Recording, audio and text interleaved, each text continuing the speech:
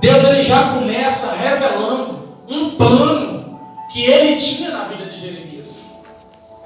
E esse plano que Deus ele tinha na vida de Jeremias, antes de Jeremias nascer, Deus já tinha esse plano. Antes dos pais de Jeremias pensar em ter Jeremias ou se casar, pensar em se casar, Deus já tinha esse plano na vida do profeta Jeremias. Deus já tinha tudo preparado na vida dele. É tanto que quando Deus vai falar com Jeremias, Deus ele fala assim: Jeremias, antes que você se formasse no ventre, eu te santifiquei. Olha para você ver que interessante. Eu te conheci, perdão. Antes que tu formasse no ventre, eu te conheci. Olha o que Deus está falando para Jeremias. Antes de você ser gerado, as células do corpo da sua mãe começassem a se moldar, não sei como que fala, dentro do ventre dela. Antes dela pensar em engravidar de você, Jeremias, eu já te conhecia. Deus já conhecia Jeremias antes de ser formado. Aí Deus fala: Jeremias, e antes que você saísse do ventre da madre, eu te santifiquei. A palavra santo, santificou, santifiquei, significa ser separado. Deus está falando para Jeremias que antes dele nascer no ventre da sua mãe, Deus já tinha separado ele para uma missão. Deus já tinha separado ele para um plano, para que Jeremias viesse fazer a vontade do Senhor. E da mesma forma, meus irmãos, que Deus, ele falou para Jeremias que ele conhecia Jeremias antes de Jeremias ser formado no ventre, que Deus já tinha santificado, separado Jeremias para ser um profeta para as nações. Você também, Deus te conheceu antes de você nascer. Você também, Deus já separou, Deus já te santificou. Você também é um escolhido de Deus. Deus te chamou para uma missão. Você não veio nesse mundo sem propósito. Você não veio nesse mundo à toa, simplesmente nasceu. Tem gente que fala: eu acho que eu vim no mundo foi por acaso. Não. Deus ele tem um plano na sua vida. Deus ele tem um propósito com você. Deus ele tem um chamado na sua vida. Ele já te separou desde o ventre. Desde antes de você ser gerado, ele já tinha te conhecido. Aí você fala assim: mas pastor, já que eu sou escolhido de Deus, já que Deus me escolheu desde o ventre, antes de eu nascer, para um propósito, para um plano dele, então por que é que eu estou sofrendo? Por que é que eu estou vivendo essa vida que eu estou vivendo? Por que é que as pessoas estão lá fora sofrendo, matando o outro, morrendo, suicidando? Sabe por quê? Porque quando foi revelado o chamado de Deus, negaram. Jeremias, quando Deus está falando para ele: Jeremias, eu te conheci antes de nascer. Jeremias, eu te separei para ser um profeta, para pregar a minha palavra, fazer a minha vontade. Jeremias virou para Deus e falou: ah, Senhor, eu sou uma criança. Como que eu vou pregar? Eu não sei pregar. Eu sou jovem, eu não tenho capacidade, eu não tenho teologia, eu não tenho estudo, eu não conheço. Como que eu vou chegar e pregar para eles? Jeremias queria rejeitar o chamado de Deus.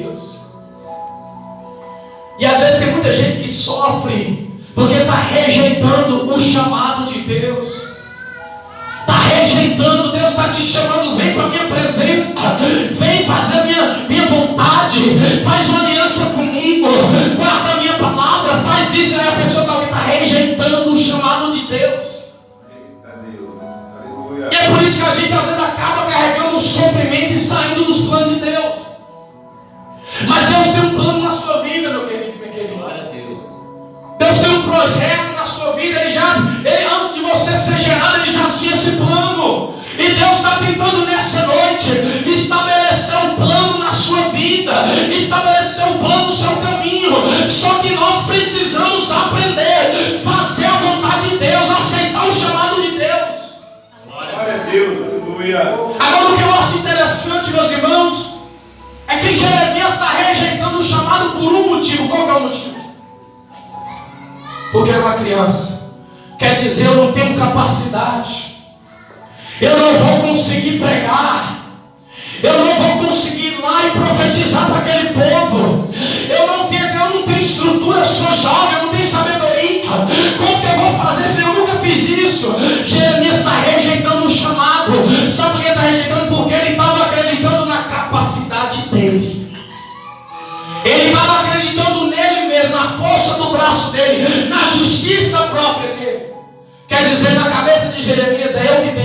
pregar, eu que tenho que fazer isso, eu que tenho que ir lá. Mas eu não sei. Tem muita gente que rejeita o chamado de Deus, sabe por quê? Eu não vou ser evangélico, eu não consigo parar de beber. Eu não vou ser evangélico, eu não consigo mudar de roupa, meu jeito de vestir. Eu não vou ser evangélico porque eu não sei esse negócio de eu não entendo a Bíblia. Eu não vou ser evangélico porque eu não sei falar de eu não tenho que entender nada de negócio. Isso não é para mim não. Quando Jeremias fala para Deus, eu sou incapaz, eu sou uma criança, eu não tenho experiência, não. Deus fala, Jeremias, não diga que tu és uma criança, rapaz. Porque aonde eu te mandar aí, você vai. E tudo que eu mandar você falar, você vai falar. E a Bíblia diz, Deus falou, Jeremias, e não temas diante deles, porque eu sou contigo para te livrar. A Bíblia diz que Deus coloca a mão na boca de Jeremias e coloca as palavras dele na boca de Jeremias. Irmãos, quando Deus está chamando Jeremias, preste bastante atenção, Deus vai falar com você. Quando Deus está chamando Jeremias para ser um profeta, para cumprir o chamado, para poder profetizar na vida do povo, Deus não está acreditando na capacidade de Jeremias. Deus não está acreditando se Jeremias sabe ou não sabe, se ele pode ou não pode. Deus ele não confia na força de Jeremias. Sabe em quem que Deus confia?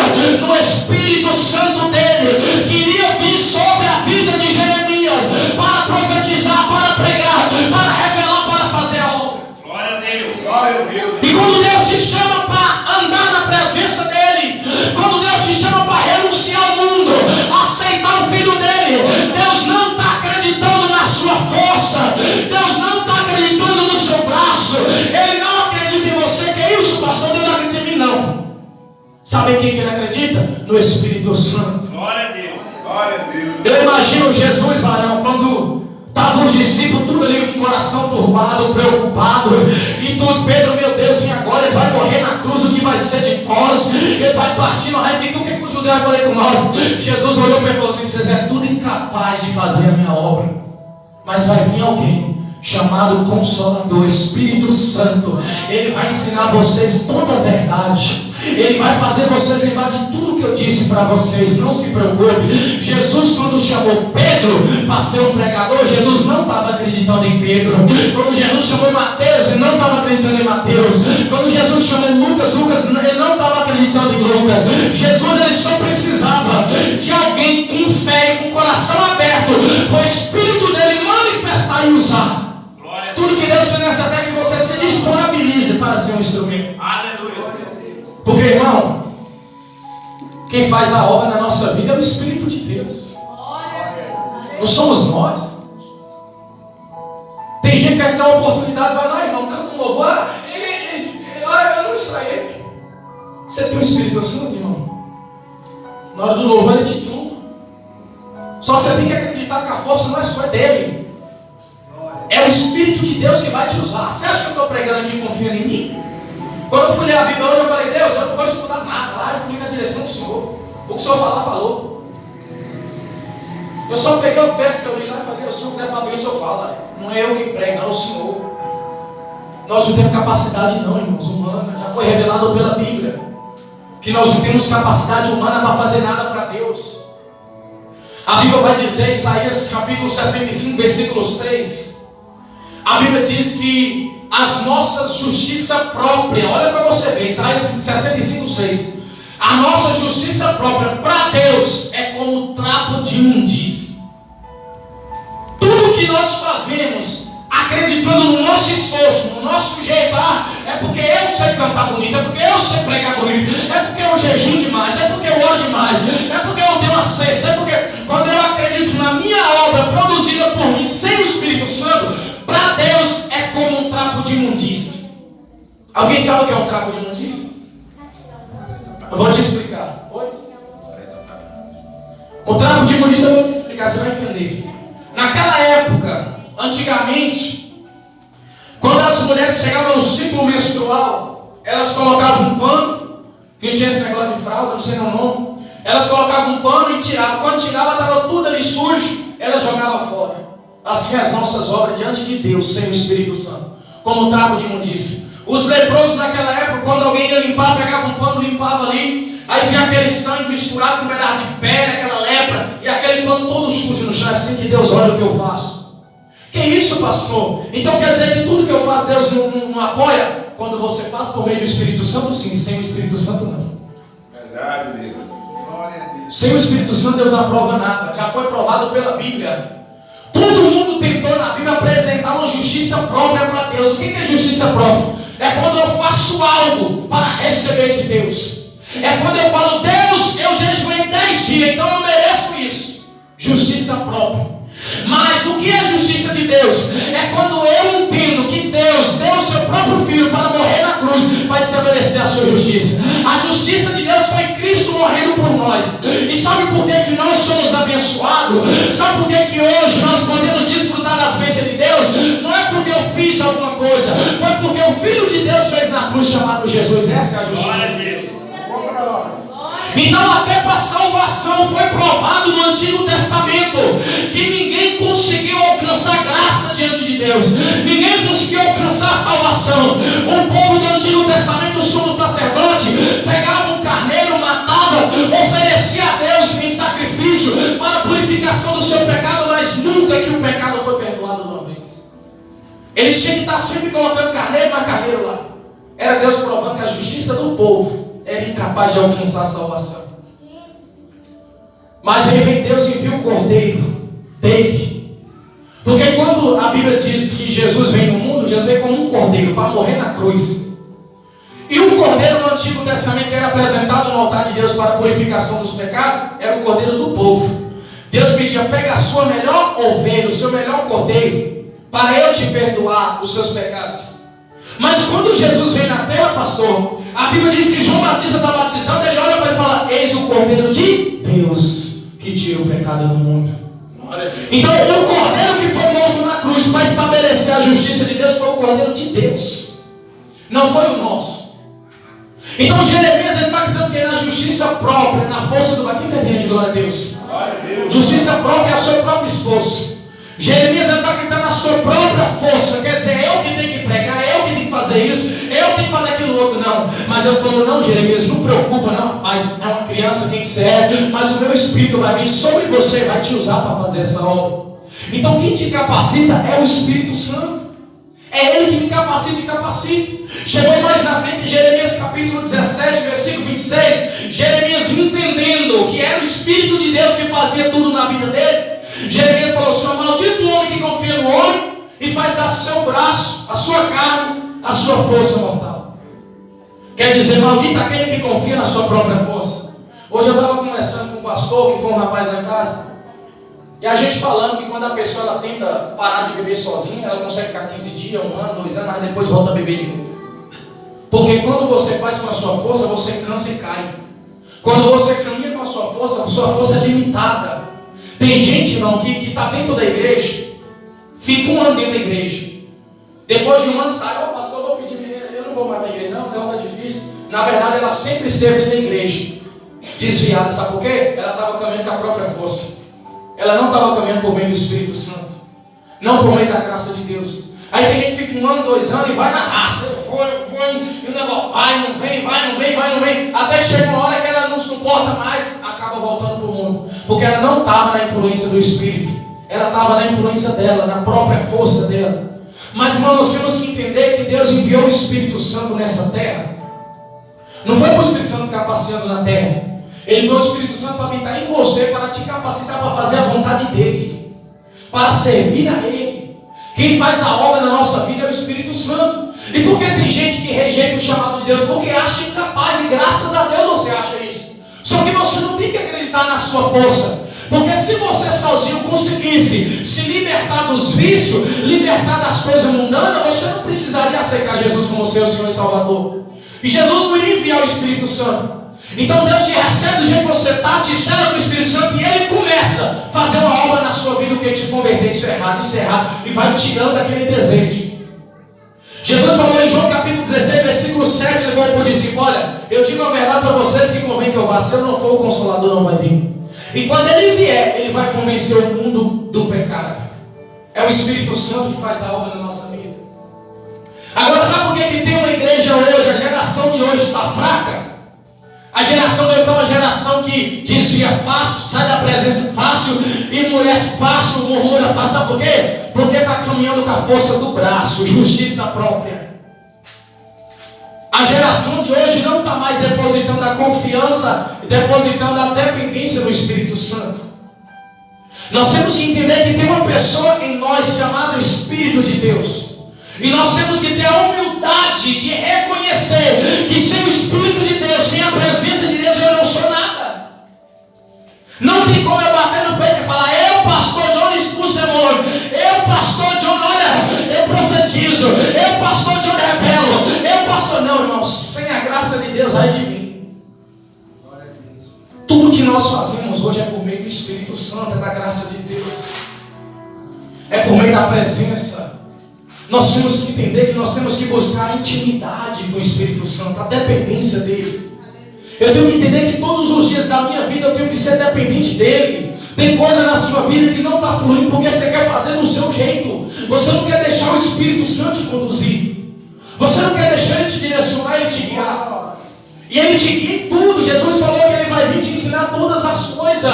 O Espírito Santo te ensina a ser uma boa mãe, te ensina a ser uma boa esposa, ele te ensina a ser um bom marido, ele te ensina a ser um bom pai, ele te ensina a forma melhor de trabalhar sem cansar, ele te direciona em tudo, irmão. Só que eu tenho que deixar ele conduzir. Agora, se você não está com sua força, sem o Espírito de Deus, você pode ter certeza, você vai ter um péssimo emprego, você vai ser um péssimo pai, um péssimo marido, uma péssima esposa, nada vai fluir na sua vida. Mas se você deixar ele, o Espírito Santo, te direcionar, te conduzir, você deixar ele colocar a palavra dele na sua boca, como colocou na boca de Jeremias, deixar ele se apoderar na sua vida, você vai ver as coisas fluir na sua vida. E nós temos que deixar, irmãos, as coisas fluir. Quando nós, as pessoas ficam... Jesus, ele era muito contra a religião, sabe por quê? Porque as pessoas religiosas, elas sempre quis impressionar Deus com o que elas fazem, com a roupa que vestia, com o sacrifício que oferecia, com o jejum que fazia, com as orações longas que fazia nas praças, nas ruas. Aí os religiosos daquela moçada ficavam no meio da rua: Deus de Abraão, de Jacó, quer dizer, eu estou orando demais, eu tenho Deus. Querem mostrar para as pessoas. Aí Jesus falou assim: quando vocês for orar, não fica nas esquinas não, é tocando trombeta diante de ti. Quando vocês for dar uma cesta, alguma coisa, esconde a sua mão esquerda, o que está fazendo à direita. Não tenta mostrar para ninguém o que você está fazendo. Porque eles queriam estabelecer o que é a justiça própria, o esforço deles. Quer dizer, eu esforcei, eu fiz isso, eu fiz aquilo, então Deus tem que me abençoar nisso. Esquece, Deus não vai te abençoar pelo que você fez, Deus vai te abençoar pelo que Jesus fez. Glória a Deus. E já foi revelado lá no livro de Gênesis, já vou finalizar, para não ficar uma mensagem muito longa, lá no livro de Gênesis capítulo 3, olha para você ver como a nossa justiça própria, ela não vale de nada diante de Deus e Deus não aceita. Não sei se você está conseguindo compreender. Quem está dentro de glória a Deus? Glória a Deus. A Bíblia fala, Gênesis 3, versículo, esqueci o versículo. Eu sei que a Bíblia diz que, louvado seja Deus, que quando Adão pecou mais Eva, eles ficaram nus. Amém? A nudez ali é vergonha. Ali eles estavam ali sem a presença de Deus. E quando eles pecaram, que eles estavam nus, quando veio a vergonha, a primeira coisa que eles fez foi o que? Eles pegou folha de figueira e se cobriu, folha de árvores. E eles estavam se cobrindo para quê? Para que quando Deus viesse, Deus não viesse julgá-los e apontá-los pelo erro que eles tinham feito. Eles quis tampar o erro, justiça própria, quis se justificar que não estava errado. Então quando eles se tampam com a folha, a Bíblia diz que quando Adão escutou a voz de Deus, as folhas não foram suficientes para tampar a vergonha, a sua nudez. A Bíblia diz que ele escondeu de trás da onde? Da árvore. Mesmo coberto com folhas, ele foi esconder o cadáver com vergonha de Deus. Quer dizer, a justiça própria não valeu de nada. Aí para Deus provar para Adão que o que ele ia fazer nunca ia alcançar graça diante de Deus, a Bíblia diz que Deus foi lá, tirou aquelas folhas de figueira, Deus foi lá e matou um cordeiro, pegou a pele do cordeiro, está em Gênesis 3:21, e vestiu Adão e Eva com a pele do cordeiro. Esse cordeiro apontava para Jesus, o sacrifício de Jesus. Era Deus revelando que iria enviar o seu filho para morrer na cruz e que nós ia ser revestido com a justiça dele, com a presença dele. Então Deus vai lá e reveste Adão com a pele do cordeiro. Como que você sabe, pastor, que aquele cordeiro falava disso? Apocalipse 18, se eu não me engano, a Bíblia diz que o cordeiro foi morto antes da fundação do século. Aquele cordeiro representava Cristo. Então, quando eu quero alcançar a graça diante de Deus, não adianta falar: olha, Jesus, eu estou com um terno bonito, viu? Hoje eu vou ser abençoado. Olha, eu jejumei 21 dias, viu? Olha, hoje o Senhor me abençoa. Eu estou orando mais do que fulano. Eu dei uma cesta para ciclano. Não. Sabe como que eu quero ser abençoado? Eu falei: Jesus, eu reconheço que o sacrifício que o Senhor fez me abençoou. Eu reconheço, Deus, que a justiça do Senhor foi o preço pago. Eu reconheço que a vida eterna, a salvação da minha vida, não fui eu que paguei, mas foi o teu filho Jesus que pagou com sangue derramado. Essa é a justiça de Deus. A justiça de Deus é Jesus, mas a nossa justiça própria, meus irmãos, não vale de nada. O apóstolo Paulo, eu creio que ele foi um grande homem de Deus, porque ele foi o único cara que mostrou ser dependente da graça de Deus. Foi o cara que mais escreveu epístola explicando o que é a graça de Deus. E tem uma passagem que Paulo falou assim: olha, eu tenho pregado muito mais do que todos os apóstolos. Só que ele corrige: mas espera aí, não eu, mas a graça de Deus que habita em mim. Então a graça de Deus que estava sobre ele capacitava ele para pregar, para fazer as coisas. Então, se Deus, presta atenção, só para me fechar essa mensagem, se Deus tem um plano na sua vida, antes de você nascer do ventre da sua mãe, antes de você ser gerado, se Ele já te conhecia, já tinha um projeto na sua vida, e você está rejeitando esse projeto, porque você acha que você não tem capacidade, é porque você está acreditando em você mesmo.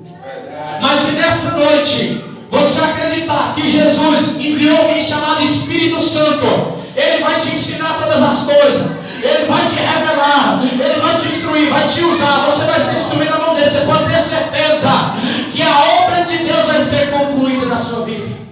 O plano de Deus vai ser concluído. Mas Deus nessa noite Ele quer que você saia daqui entendendo que sem o Espírito dele você não vai a lugar nenhum. Mas se você quer ser uma pessoa abençoada, se você quer viver as promessas, os planos do Senhor, você tem que aprender a deixar o Espírito Santo te conduzir. Então, quando Jeremias entende que era o Espírito de Deus que viria sobre ele para capacitá-lo, a partir desse momento ele foi um grande profeta e Deus usou ele tremendamente. Então, irmãos, para mim finalizar, dependa da graça de Deus. Dependa do Espírito Santo de Deus, amém? Eu não ia nem pregar isso, eu ia no outro rio, mas Deus me levou nesse rio porque Ele queria falar com você nessa noite, amém? Só que em nome de Jesus, vamos aplaudir o Senhor.